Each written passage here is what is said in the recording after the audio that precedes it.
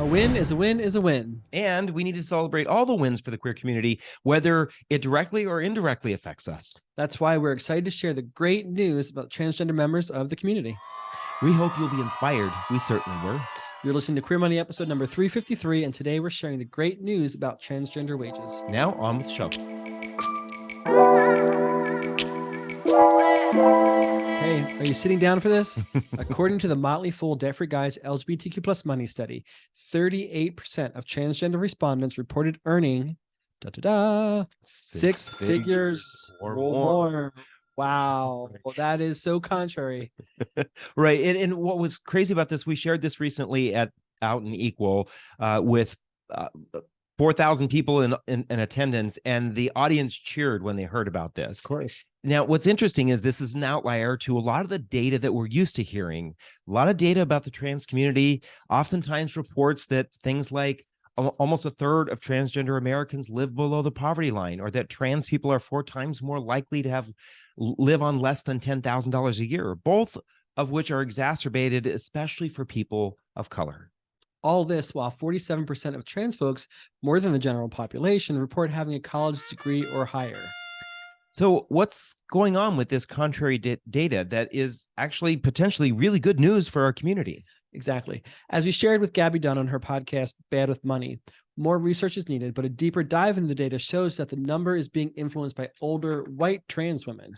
We're still researching and digging deeper into the data, but it looks like a larger percentage of Black trans folks are also earning 6 figures or more than relative to the general Black population.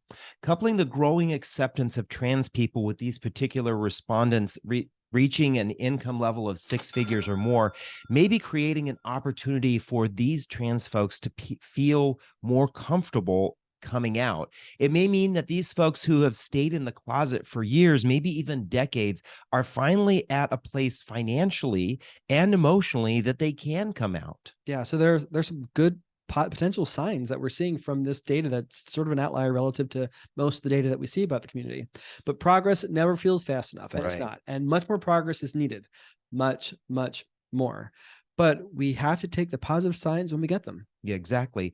If this turns into a trend and it continues, it's possible that we will start to see more trans people of color and younger trans people feeling comfortable coming out and not having that adversely affect their earning potential because of these other examples of higher earning, more visible people coming out later in their careers.